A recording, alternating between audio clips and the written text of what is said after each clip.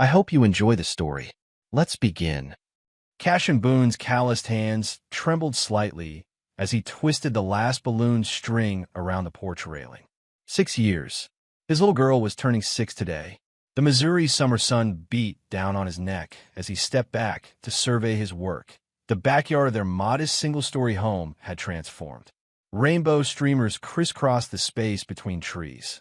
A handmade banner reading, "Happy Birthday, Junie," hung from the back porch, each letter painted in a different color.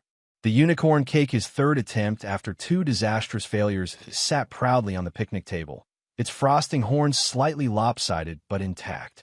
"Perfect," he muttered, checking his watch. 2 o'clock. Guests would arrive soon. The screen door creaked open behind him. Junie bounced out, her dark pigtails dancing, wearing the pink tutu dress they'd picked out together last weekend. "Daddy, it's so pretty." She spun around, taking in the decorations, her eyes wide with wonder. "One of my friends coming."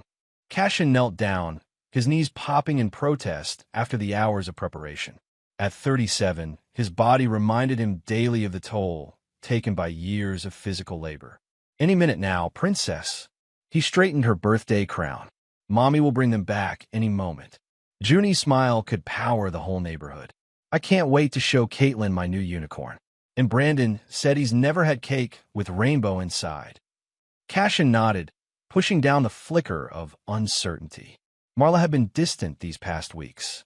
Said she was handling the invitations, the RSVPs, taking care of everything except the backyard setup.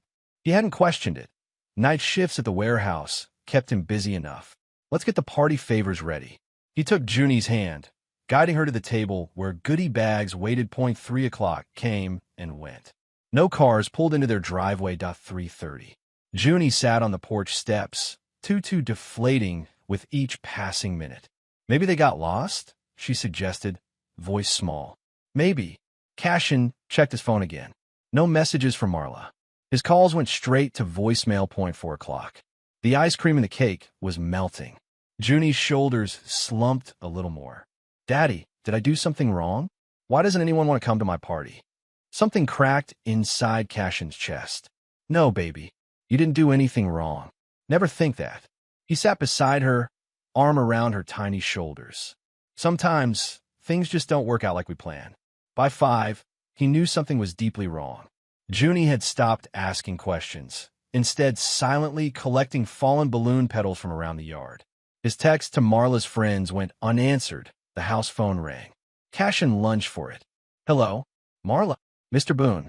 An unfamiliar woman's voice. "This is Amanda from Pinewood Elementary. I'm so sorry, but I just found a stack of birthday invitations in Junie's classroom cubby. They were never distributed to the children. I only discovered them when cleaning up today." The room tilted sideways. "What?" "The invitations for Junie's party today. They're all here, sealed and addressed." "I'm so sorry."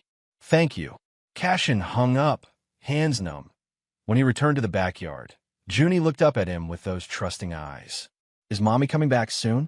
He forced his face not to betray him. "Let's go inside, sweetheart. It's getting chilly." In the kitchen, while Junie picked at a slice of unicorn cake, Cashin noticed the envelope on the counter, his name written in Marla's flowing script. How had he missed it before? He opened it with steady hands, though his heart hammered. "This isn't the life I wanted. I'm not your prisoner. I'm not Junie's clown. No one's coming because I never sent the invites. I'm leaving. Don't follow." The paper didn't shake because his hands had gone still. Deadly still. The kind of stillness that preceded violence in nature. He read it twice more, memorizing every cruel word, then folded it precisely and tucked it in his back pocket. "Daddy, can I open one present?" Junie called from the dining room that he didn't cry. Wouldn't cry. "Coming, princess. Let's open them all." Later, after a makeshift party of just the two of them with Cashin playing every game he'd planned for a yard full of children, he tucked an exhausted Junie into bed. She clutched a party favor, a small unicorn plush, against her chest. "Daddy." Her voice was slurred with approaching sleep. "Yes, Junie. Today was still good. Because you were here." Something in him hardened and crystallized as he watched her fall asleep. A decision made itself known in his bones. Marla had not just left him that he could have handled. She had deliberately crushed their daughter's spirit, used innocent children as weapons, used Junie's birthday as the stage for her exit. He would never forgive that. Never. The kitchen clock read 2:17 a.m. when Cashin finally moved from his vigil at Junie's bedside. Sleep wasn't coming tonight. Instead, a cold, methodical focus settled over him as he booted up the family laptop. The joint credit card accounts appeared on screen first. Marla's latest transaction scrolled past a string of boutique purchases, restaurant charges, and, most recently, a hotel booking 40 miles away. His own charges were sparse in comparison. Gas, groceries, Junie's birthday supplies. With 3 clicks, he removed Marla as an authorized user from both cards. Next came the car payment portal. The Lexus had been his gift to her 3 years ago. Registered in his name, payments drawn from his account. A few keystrokes, and the automatic payment stopped. Let her figure that out when they came for it. The shared checking account showed a balance of $4,392.17. 2/3 of it would be gone tomorrow on mortgage and utilities. He transferred everything except $300 to his personal account, then paused. Was this crossing a line? The thought lasted only a second before Junie's disappointed face flashed before him. The birthday invitations sealed and abandoned. No, this wasn't vengeance, it was protection. Everything was in his name because Marla's credit had been ruined long before they met. He'd built security for their family while she'd planned her escape. WY 3:45 a.m. He'd printed out custody filing forms from the county website. By 4:30, he'd written detailed notes documenting Marla's abandonment, her deliberate sabotage of Junie's birthday, her neglect of their daughter in recent months. At T5:15, his alarm went off for his usual wake-up time. He silenced it, already showered and dressed. War required preparation, and he'd learned long ago that sleeping before battle was a luxury rarely afforded. The coffee maker gurgled to life as first light crept through the kitchen blinds. Junie would wake soon, and he needed to be ready not just with breakfast and a smile, but with answers for the questions no 6-year-old should have to ask. Cheryl Bramble's house stood like a fortress on the edge of town, a 2-story colonial with pristine white columns that had always seemed to look down on him, just like its owner. Cashin parked his truck at the curb rather than in the driveway. This wasn't a social call. He rang the doorbell, listening to it echo through what he knew would be an immaculate, oversized foyer.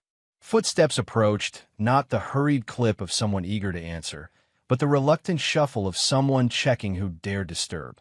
When the door opened, the smell of expensive perfume barely masked the sour undertone of whiskey. Cheryl Bramble, with her carefully maintained blonde bob and country club attire, narrowed her eyes at the sight of him. Cashin. His name came out like something distasteful. What brings you here without Marla or Junie? It's hardly social hour. She glanced pointedly at her watch, 10:30 a.m. on a Sunday. Junie's with my neighbor. He didn't move when she failed to invite him in. I came to inform you that your daughter abandoned us. Left a note saying she's not coming back. Something flickered across Cheryl's face, not surprise, but annoyance. Like he'd mentioned a minor inconvenience rather than the implosion of a family. Well, she straightened her silk blouse. I can't say I'm shocked. Marla was never meant for domestic captivity. Captivity, the word hung between them. Dangerous. Is that what you call a marriage and motherhood? Cheryl's gaze drifted past him to the neighbor's flower beds. My daughter was raised for bigger things than changing diapers and playing house with a warehouse worker. The insult rolled off him.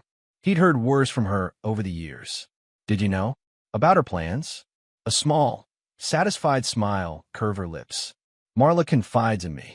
She's been seeing someone for months. Someone more suitable. Someone at her gym. It wasn't a question. The pieces aligned in his mind: the sudden fitness obsession, the new clothes, the late-night workout sessions. A wellness entrepreneur. Cheryl's voice carried a hint of pride. Bryce has real ambition. The kind that builds futures instead of fixing forklifts. Cashin nodded once, absorbing this final confirmation. Does your pride extend to what she did to Junie? Deliberately ruining a 6-year-old's birthday party? Using children as pawns? For the first time, uncertainty crossed Cheryl's features. What are you talking about? She left the birthday invitations at school, made sure no one would come, then used it as her exit strategy. He kept his voice flat, watching realization dawn in the older woman's eyes. I'm sure there's been a misunderstanding. There's no misunderstanding. Cashin took a single step closer, noting with satisfaction how Cheryl instinctively backed up. I want you to deliver a message to Marla when she inevitably calls looking for money. If she tries to use Junie in any way, if she disrupts her life again, or tries to play mother when it's convenient, I'll bury her in court. I have the abandonment documented. I have witnesses to her neglect. Cheryl's face hardened. You forget who you're threatening, Cashin. The Brambles have connections in this town you couldn't imagine. And you forget what a man will do to protect his child. He turned to leave, then stopped. One more thing. Tell Marla that Junie asked for her this morning. Asked if Mommy was coming home for breakfast. A lie, but one that might land where it needed to. I told her the truth. That Mommy chose someone else over her. He left Cheryl sputtering on her pristine porch, knowing the message would reach Marla. The Brambles thrived on drama and wielded it like a weapon. This time, he'd use that trait against them. In his truck, he checked his phone. A text from Mrs. Paterno next door. Junie's fine. We're making cookies. With it, a photo of his daughter, flower on her nose, the first real smile he'd seen since yesterday. Something in his chest both broke and mended at once. This was what mattered. Not Cheryl's disdain or Marla's betrayal. Just Junie. And he would rebuild their world, brick by brick if necessary. The boxes in the attic hadn't been touched in years. Dust rose in clouds as Cashin pulled down the container labeled Reese in faded marker. Inside, preserved like artifacts, lay the remnants of another life he couldn't save. Photographs of a grinning boy with the same dark eyes as Cashin, but none of the caution. Baseball trophies. A high school diploma that had taken 2 extra years to earn. And beneath it all, the death certificate and insurance paperwork, the bureaucratic remains of a life cut short at 23. Cashin sat back on his heels, a particular photo in his hands. Himself at 19, arms slung protectively around 16-year-old Reese. Their parents' funeral. 2 boys against the world. I tried, little brother, he whispered to the image. I worked 2 jobs, kept the apartment, made sure you finished school. What he didn't say aloud, I wasn't enough.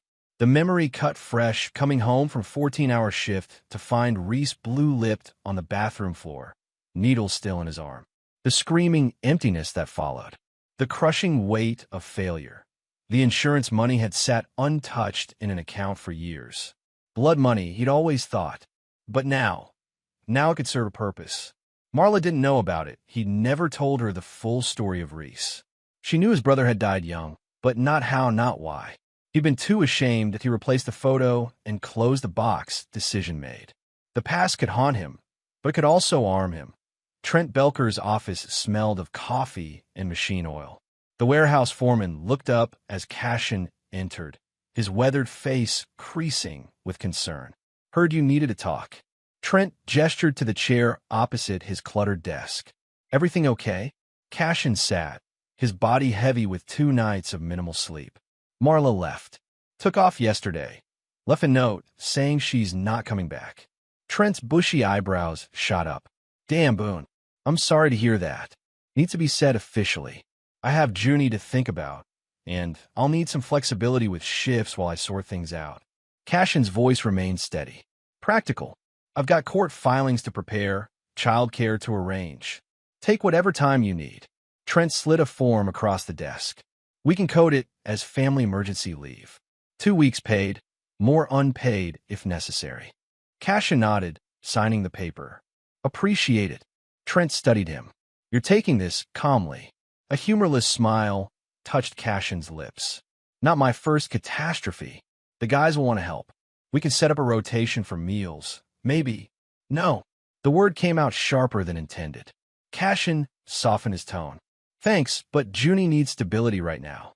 Not a parade of well-meaning mechanics bearing casseroles. Trent nodded slowly. Fair enough. But the offer stands. He hesitated. She say why?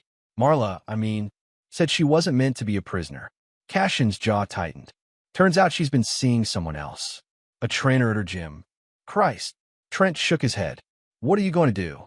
The question hung between them, loaded with unspoken meaning. The warehouse crew was family of sorts.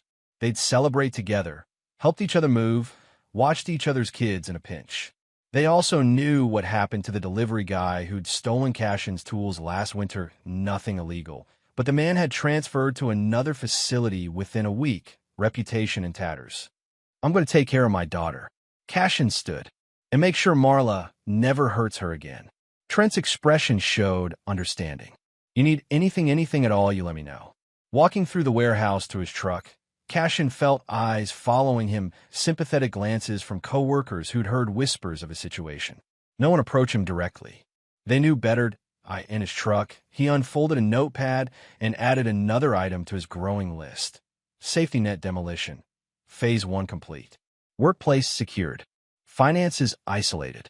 Home base stabilized. Phase 2 would require reinforcements. 40 minutes outside town, the Green Valley extended stay gleamed with false luxury, a budget hotel masquerading as upscale accommodations.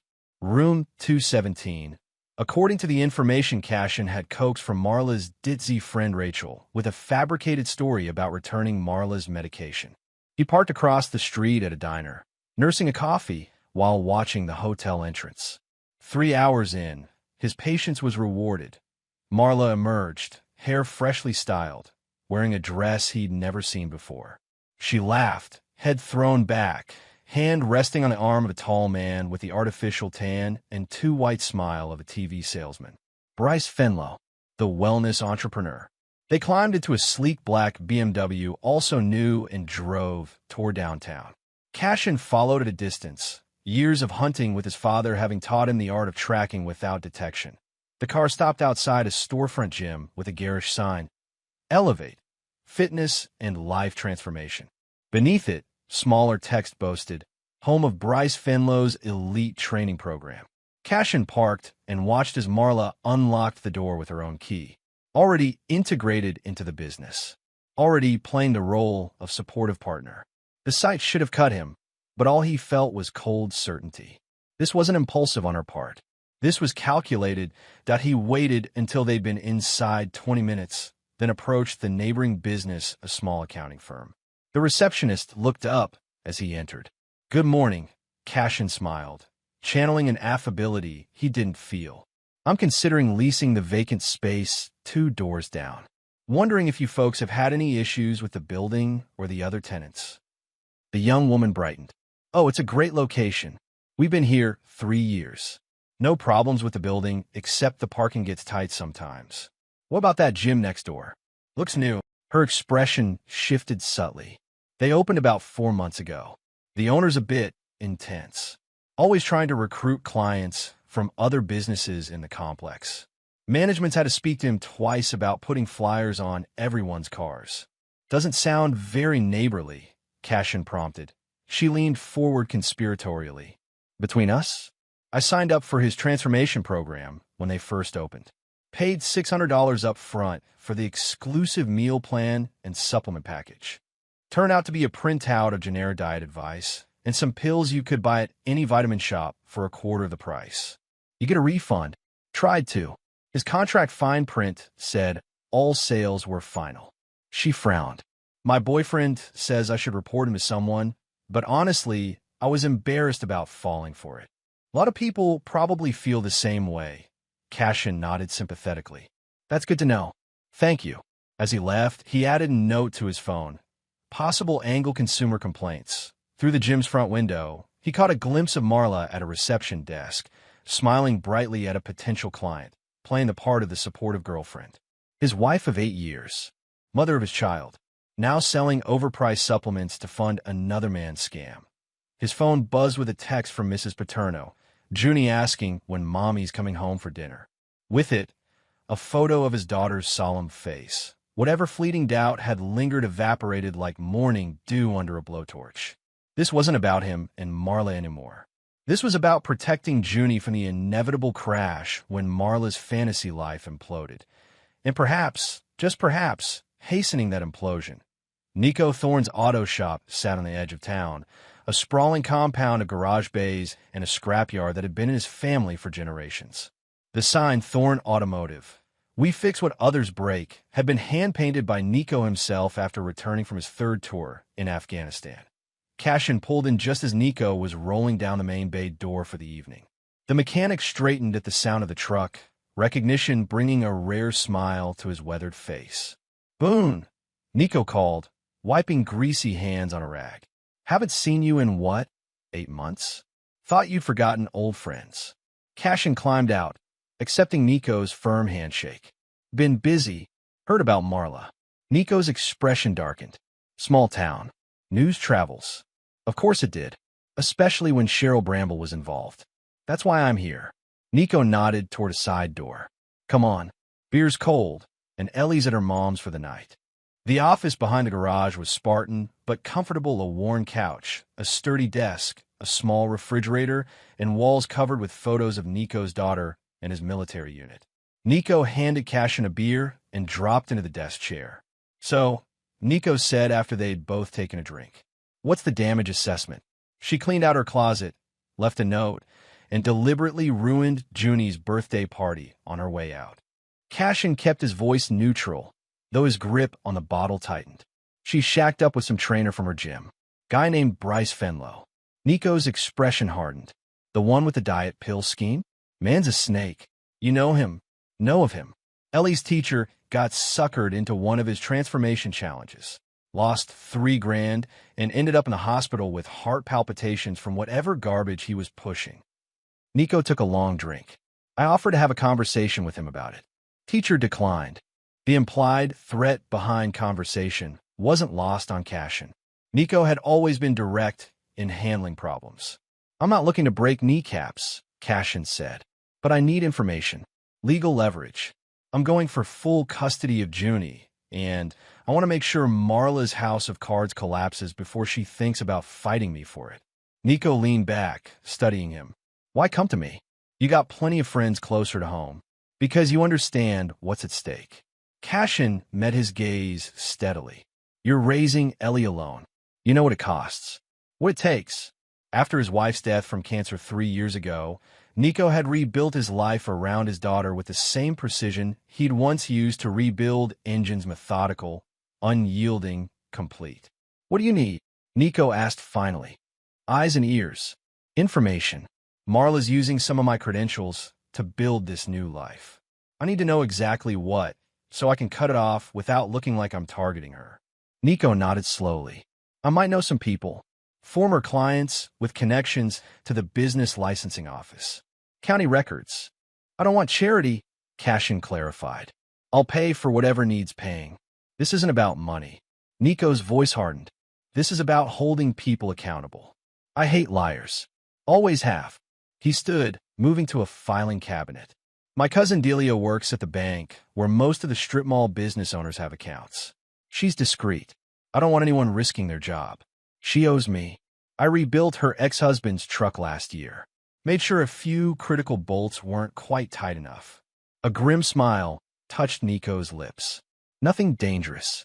Just inconvenient." For the first time in days, Cashin felt something loosen in his chest. Not relief, exactly, but the comfort of having someone who understood the rules of engagement. "I have one condition," Nico said, returning to his seat. "You bring Junie over for dinner with Ellie and me tomorrow night. That girl needs to know she's got more people in her corner than just her old man." Cashin nodded, unexpected gratitude tightening his throat. "Deal." They spent the next 2 hours mapping out a strategy, not through a legal means or direct confrontation, but through the power of community knowledge and legal documentation. By the time Cashin left, he had a list of names, businesses, and potential pressure points that could be leveraged without ever appearing to come from him directly. As he drove home, a text from Nico lit up his phone. "You're not alone in this fight, brother. We protect our own." The words settled something in Cashin, a reminder that while Marla might have Bryce and her mother, he had something more valuable: allies who understood the meaning of loyalty. Pine Grove Elementary looked smaller in daylight than it had at the parent-teacher night months ago. Cashin walked the polished hallway, following the secretary's directions to room 112. The call from school had been brief but concerning. Junie's behavior has changed drastically. We need to discuss some drawings she's made. Outside the classroom, children's artwork lined the walls, bright, chaotic expressions of young imaginations. Cashin spotted Junie's immediately meticulous for a 6-year-old, her natural talent evident even in crayon. His heart sank when he saw the subject. A table set for a party, chairs empty, a small figure standing alone. Mr. Boone. He turned to find a woman watching him, early 30s, with kind eyes and a practical bob. She wore a paint-splattered smock over simple clothes. Miss Claret. He extended his hand. Thank you for calling me. Please come in. She led him into the empty classroom. The children are at music class. I wanted us to have privacy. The room was a riot of color and educational materials, but impeccably organized. She gestured to an adult-sized chair at a reading table. I understand Junie's home situation has changed recently. She began gently. Cashin stiffened. Who told you that? Junie did, in her own way. Ms. Claret opened a folder containing several drawings. These are from the past 3 days. We've been working on a My Family project. The progression was heartbreaking. First, a typical family portrait Cashin, Marla, and Junie holding hands in front of a house. Then just Cashin and Junie. The final drawing showed Junie alone at what was clearly her birthday table, with empty chairs around it. She told the other children her mommy didn't want to be her mommy anymore, Ms. Claret said quietly. When Bailey Peterson asked why no one came to her party, rage flared in Cashin's chest. The invitations were never delivered. Her mother deliberately sabotaged her birthday before leaving us. Ms. Claret's professional neutrality slipped, shock registering briefly. I see. That explains some things. She hesitated. Junie's always been one of my most engaged students. This week, she's withdrawn. Doesn't raise her hand. Sits alone at lunch. What can I do? The question came out rawer than he intended. Children are resilient, but they need consistency. Honesty, appropriate to their age. And a safe space to express their feelings. She offered a tentative smile. I've started a lunch bunch group. Just a few kids who need extra support. Junie's welcome to join. I'd appreciate that. Cashin ran a hand through his hair. I'm figuring this out as I go. You're doing better than you think. Ms. Claret's voice softened. Most parents in your situation wouldn't notice the changes so quickly.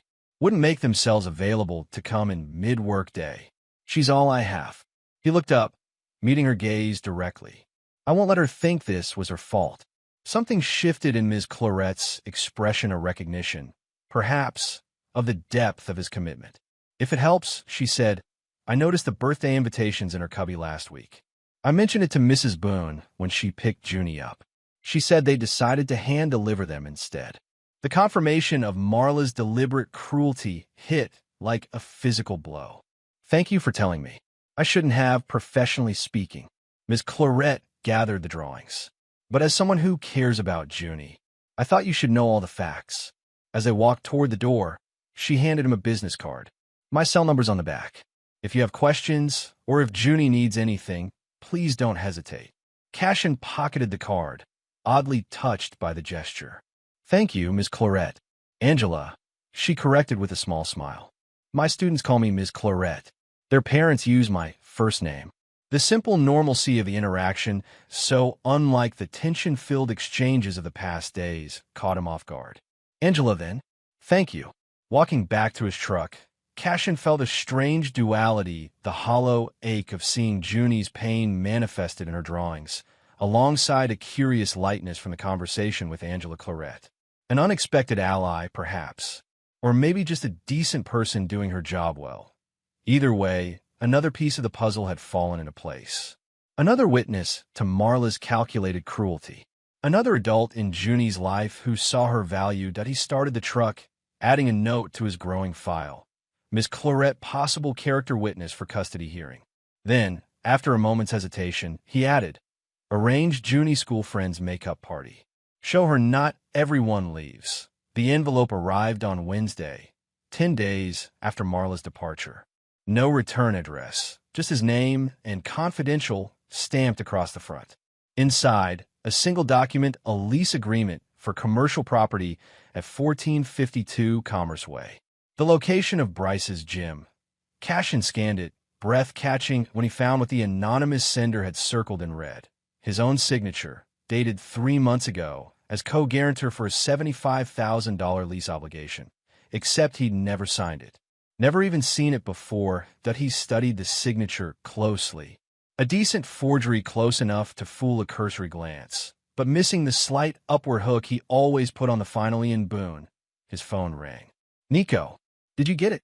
No preamble, just direct confirmation. "Just now." "Where did it come from?" "Delia found it when the property management company submitted a credit check. Figured you should see what your wife's been up to." Cashin's mind raced through implications. This is fraud. Identity theft. Exactly. And from what Delia says, they timed it right. The building owner was desperate after the previous tenant broke lease. Didn't look too closely at the paperwork. A plan began forming, crystal clear in its simplicity. "This changes things." "How so?" Nico asked. "I was playing defense. Now I can go on offense." Cashin moved to his laptop, already pulling up the county property records website. "I need to make some calls. I'll fill you in tonight." The next hours passed in a blur of bureaucratic efficiency. First, a police report documenting the identity theft. Then, a call to the building management company, followed by their legal department. A fraud alert placed on his credit report. Paperwork filed with the district attorney's office. By evening, he'd set in motion an audit of Bryce's business prompted by the concerned citizen complaints he'd arranged through Nico's network. 5 former clients willing to testify about false advertising and unfulfilled contract obligations. But the masterstroke came at midnight when he logged into his long-dormant investment account, the one holding Reese's insurance money. After 13 years of not touching what he'd always considered blood money, he transferred the entire balance, $127,000, to a newly established LLC. Phoenix Holdings. 3 phone calls and 1 wire transfer later, he had an appointment with the building's owner, a man now desperate to unload the property after learning his primary tenant's lease was secured through fraud. The symmetry felt right. Money from one tragedy funding the resolution of another. Reese would have appreciated the irony. "This is for Junie," he thought as he finalized the transfer. "And for you, little brother. Should have used this to help you when you were alive. At least it can protect what matters now." The headlines in a local paper were modest but effective. "Local gym under investigation for consumer fraud," and 3 days later, "Fitness center closed pending criminal charges." Cashin watched it unfold from a distance, never directly involved but orchestrating each domino's fall. The property transfer went through silently. Ownership vested in Phoenix Holdings with no public connection to him. The eviction notice, however, was very public, posted on the gym's door during peak business hours. Reports came back through Nico's network. Bryce, panicking, tried to secure emergency funding. Marla, shocked to discover her credit cards suddenly declined, her access to Cashin's accounts terminated. The BMW, repossessed from the hotel parking lot after Bryce missed 2 payments. The final blow came when an anonymous tip to a local blog revealed the identity theft angle, complete with copies of the forged documents. The story spread through town like wildfire, fueled by the long-standing community respect for Cashin and his reputation as a straight shooter. Cashin was in the courthouse filing room when he overheard 2 clerks discussing it. "Can you believe that Bramble woman? Forging her husband's signature while he's working nights to support their family. Always thought she had her nose in the air for someone who married a mechanic. Guess now we know why, just using him until something shinier came along. And on her daughter's birthday, who does that?" He kept his head down, reviewing custody paperwork, allowing himself just a moment's satisfaction. The court of public opinion had rendered its verdict, and no amount of Cheryl Bramble's social connections could overturn it. That afternoon, during his court-scheduled custody hearing, Marla failed to appear. Her lawyer, a nervous young man, clearly uncomfortable with the situation, requested a continuance. "Your Honor," he stammered, "my client is experiencing some unexpected financial difficulties and could not arrange transportation today." The judge, a stern woman with 3 decades on the bench, peered over her glasses. Mr. Rossi, this is a custody matter involving a 6-year-old child. Transportation difficulties are not acceptable excuses. I understand, Your Honor, but furthermore, the judge continued, reviewing her notes, I have before me documentation of abandonment, evidence of identity theft currently under criminal investigation, and school records indicating deliberate emotional harm to the minor child. She looked up sharply. Is your client contesting any of these facts? The lawyer swallowed. We would like time to prepare a response. Mr. Boone has requested emergency sole custody with supervised visitation only. The judge turned to Cashin. You're not seeking to terminate parental rights at this time? No, Your Honor. Cashin stood straight, his voice steady. I believe Junie should have a relationship with her mother, but one that's structured and secure. The documentation of her recent behavior demonstrates that unsupervised access presents a risk to Junie's emotional well-being. The judge nodded, satisfied. Temporary emergency custody granted to the father, with supervised visitation for the mother to be arranged through family services. We'll revisit permanent arrangements in 90 days. She banged her gavel. Next case. Outside the courthouse, Cashin allowed himself a moment's pause on the steps, sunlight warming his face. Not a victory celebration, he took no joy in any of this but acknowledgement that the first phase was complete. Junie was legally protected. His phone buzzed with a text from Angela. Heard the news. Junie had a good day today. She shared a circle time that, Daddy fixed it so Mommy can't take me away. Thought you'd want to know. Something tightened at his throat.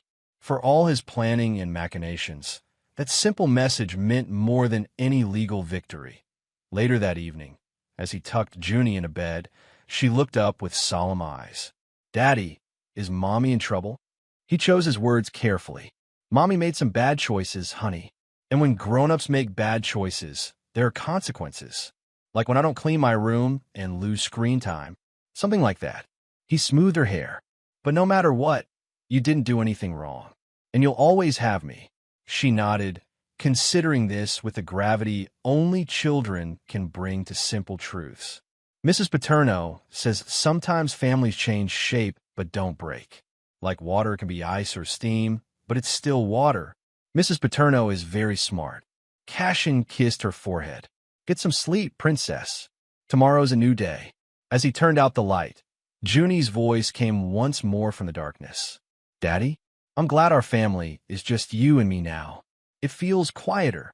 Out in the hallway, Cashin leaned against the wall, her words washing through him like a cleansing tide. Out of the chaos, his daughter had found peace. It was all that mattered. 6 months passed like the turning of seasons' gradual change, so consistent you only noticed when looking back at where you'd started. The house, once cluttered with Marla's endless decorative pillows and scented candles, had simplified into a home of practical comfort. Cashin had repainted Junie's room galaxy purple instead of princess pink, at her request. The backyard now featured a sturdy treehouse he and Nico had built over 3 weekends, with Junie as self-appointed supervisor. The repair business had started almost accidentally. First, Nico needed help with a transmission rebuild that coincided with Ellie's dance recital. Then word spread that Cashin Boone was doing side work. By month 4, they formalized a partnership, Thorne and Boone Specialty Repairs, with Cashin handling the precision mechanical work while maintaining his warehouse job. Today is Saturday morning in early fall. Cashin stood at the kitchen counter making pancakes shaped like dinosaurs, while Junie carefully arranged berries in a faces on each one. Ms. Claret says my reading level is almost second grade now, Junie announced, placing blueberry eyes on a Triceratops pancake. Is that right? Cashin flipped another pancake. Seems like those extra reading sessions are paying off. This sessions had begun as a practical solution Angela offering to help with Junie after school twice a week, while Cashin balanced work schedules. They'd evolved into a comfortable routine, often ending with Angela staying for dinner. She says I should start a journal, Junie continued, to write down important things I want to remember. That's a good idea. Cashin slid the finished pancakes onto plates. What kind of important things? Junie considered this seriously. Like how you made my party the second time. And how Ellie's my best friend now. And how Miss Claret always brings the cookies with no nuts, because I'm allergic even though the other kids like the nut ones better. The doorbell rang, interrupting the moment. Junie jumped down. That's them. She raced to the door while Cashin wiped his hands, smiling at her enthusiasm. Saturday breakfast had become a standing tradition, Nico and Ellie joining them, occasionally Angela too. Voices in the entryway, the familiar sound of Ellie and Junie's excited chatter, Nico's deep laugh. Cashin added more batter to the griddle. Life had found its new rhythm. Later, after breakfast and a chaotic board game that ended with Nico dramatically falling off his chair to make the girls laugh, Cashin walked Angela to her car. "Thanks for coming," he said, the words simple but genuine. She smiled, tucking her hair behind her ear. "Thanks for inviting me." Again, something unspoken passed between them, the careful, deliberate pace of whatever this was becoming. Neither rushing, both aware of the precious cargo watching from the porch. "The girls want to try that new hiking trail tomorrow," Cashin said. "If you're free, we could make a group thing." "I'd like that." She opened her car door, then paused. 6 months ago, I worried about Junie every night. Now I look forward to seeing what new adventure she's tackled. You've done that, Cashin. You rebuilt her world. The words settled around him, warming something that had been cold for too long. We all did. As Angela drove away, Nico approached from the house. "So, you finally going to ask her out properly? Or are we all pretending these group activities aren't just elaborate excuses?" Cashin shook his head, smiling. "Taking it slow. Nothing wrong with that." Nico clapped him on the shoulder. "Good things are worth the wait." The letter arrived on a Tuesday, nearly 8 months to the day since Marla had left.